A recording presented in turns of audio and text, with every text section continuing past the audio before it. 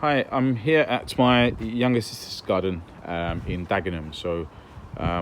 I thought I'd do a video. It's quite rainy and windy, so a little bit overcast. So let's show you what's going on.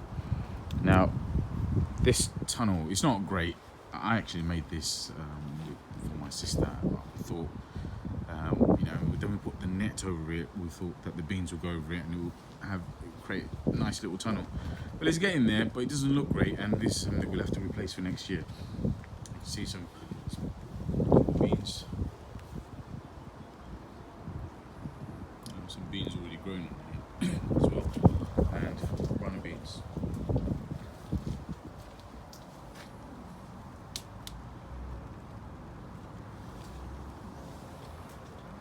And so in this area last year she had tomatoes and red amaranth growing, and these tomato plants are a result of last year's tomatoes just falling down and self-seeding.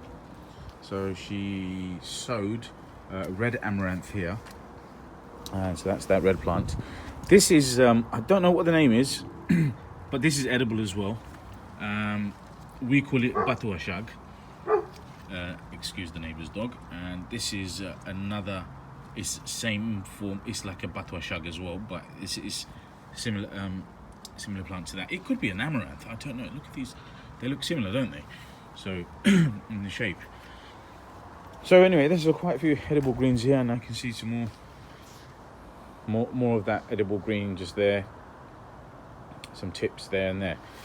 So she can't get through it all anyway. Garden's quite big. So, and this squash plant is a result from last year, and there's quite a few squash plants that grew here, so my sister transplanted them, moved them to other places. More beans, see beans growing there.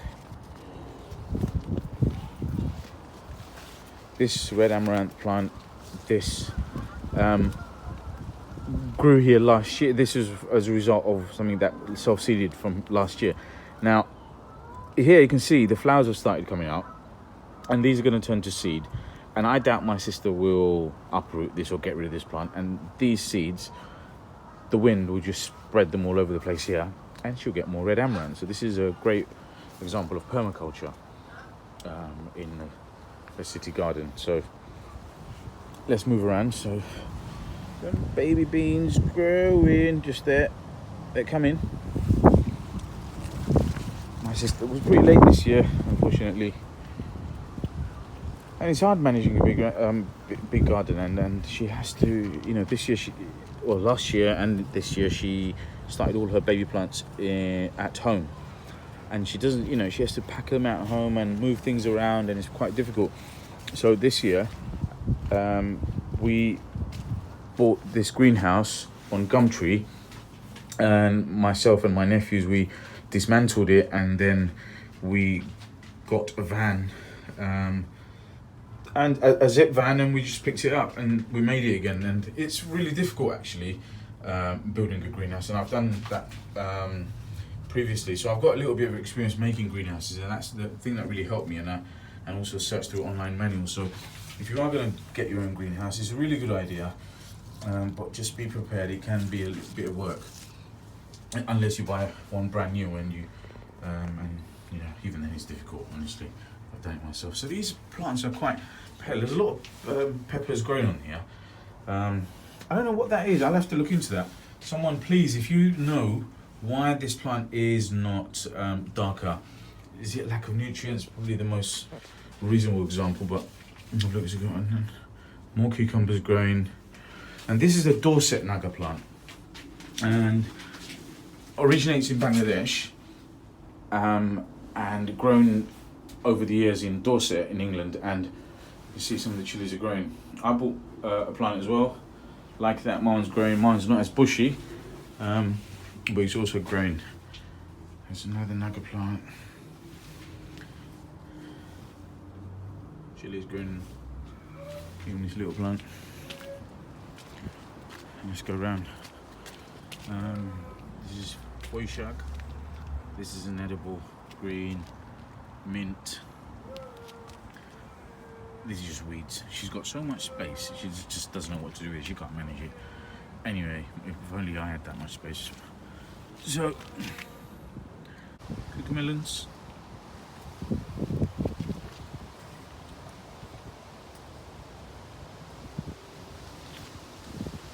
Fossil. Taro. And what's this?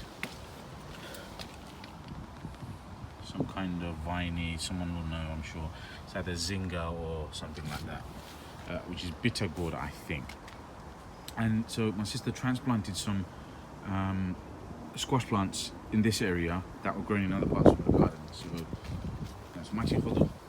And here, last year she grew a chocha, which is fotol, and also runner beans. And they somehow self-seeded here. I don't think she left any runner beans here. But anyway, they've self-seeded, or sometimes the runner bean plants can survive the winter and just regrow. And there you go. So there's the result. Here, there's some runner beans. Free. She didn't even plant this. You know, you just if you've got, you know, if you can just let some plants self-seed, give it a structure to climb. I actually put this together myself, so I just put these branches in the ground and just tidy it up, keeps it together. That's it. Apple tree. Goes quite well. Lots of apples. Look at the number of apples on the floor. They're all over the place. And this trellis is for here. She actually planted them. Let me show you. So this is she did transplant tomatoes in this area. They haven't done too well, unfortunately. There are some tomatoes growing. In this area, there's some edible greens. Here, let me show you this. So this is where the kids play, but this is a green amaranth. Yeah, this is a green amaranth. I think people call it dengashag. This is edible. The red amaranth is edible. Tomatoes, I think maybe through the wind, wherever tomatoes fall, you get tomato plants. That's all edible. These are weeds.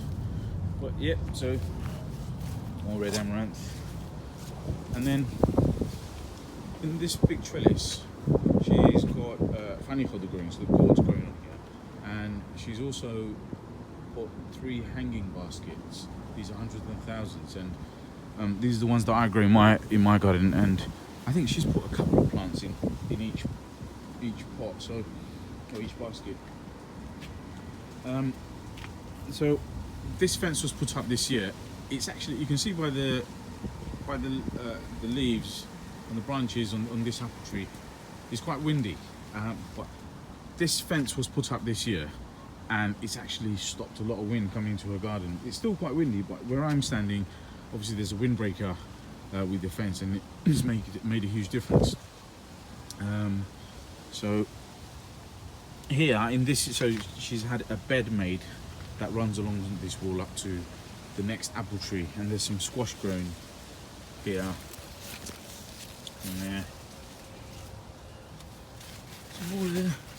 Can't see anyone. At the back you got runner beans growing. See if I can get through here. So there's another squash. Tomato plants all along here. There's another squash on the fence. And there's fanny hodo. There's gourds here, so there's some small ones here. My sister and I did some pollinating last week. My sister and I pollinated some of these last week, so maybe... Oh, didn't notice that. Look at this. So this one's well on its way. It's good. Don't see any more. Oh, and there's another one. So that one's growing as well. And the weather forecasted after today, so for the rest of the week, rest of next week, is meant to be nice and warm, mid-20s. So that would be great for the garden. And yeah, so here this is a chocha. It's very nice vines, but nothing grown as of yet. Nice vine. So this gourd plant has been allowed to climb onto the, well, it's been directed as a string there, so it's climbing onto the apple tree. One of these apple trees is Bramley. I'm not sure which one. I think it may be this one.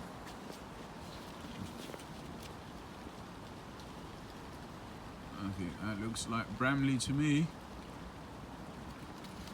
So this trellis is really good because it's got 6 posts and it's really long, 480 centimeters all the way from one end to the next, and you can grow a lot of gourds on something like this. And we've got some baby gourds growing here. I think my sister may have been pollinating. She did tell me she did. So hopefully these will grow and she's already picked one actually so far.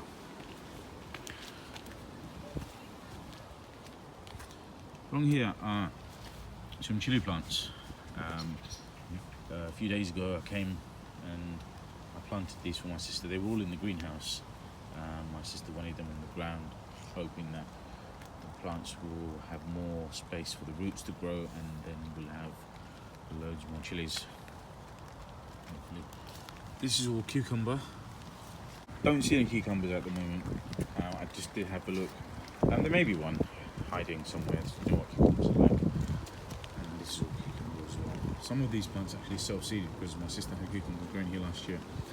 This running bean plant, and there's a couple there, they self-seeded as well over here last year. This cucumber plant definitely self-seeded. And she did have red amaranth growing here, but as you can see there's a lot of weeds and grass growing here, as well as the amaranth, and they're turning into flower. So it's quite hard for my sister to manage really. I mean, she works full time, so does her husband, and this is something they do on the side. But you know, she likes doing anything she can in the garden, and she tries to keep up with it. But I don't blame her. You know, when you can't give so much time, it's hard to maintain, it's hard to clear all the weeds. My garden is a lot smaller, and you can see it's quite weed free, but it's easier to manage. And yeah, I also have a job as well, so you can see it's pretty hard to manage and make it look really, really nice, but something she can work on. And maybe I also think with her greenhouse, this next year she'll find things a little bit easier. Also, what you see on the ground, these concrete paths and that bed,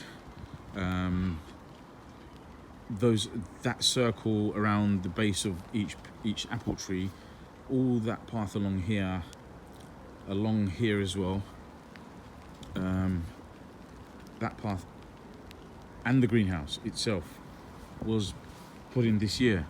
So it's now sectioned out the garden quite nicely, and my sister can start growing some more permanent structures for such as this trellis maybe, and then that way she can plan her growing a lot easier.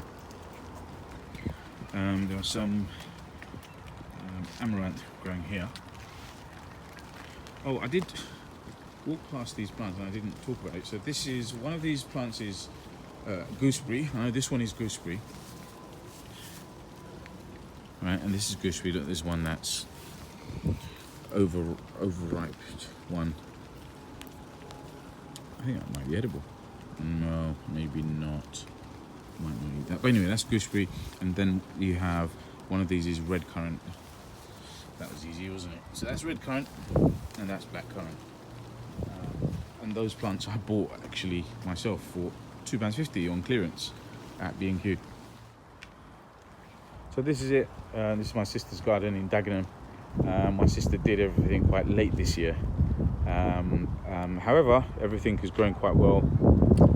It's a bit overcast today and quite rainy. So I hope you enjoyed the video and seen my sister's garden. What I'll do, hopefully, in a few weeks, when everything's grown a lot more, I will show you another video, another update of my sister's garden.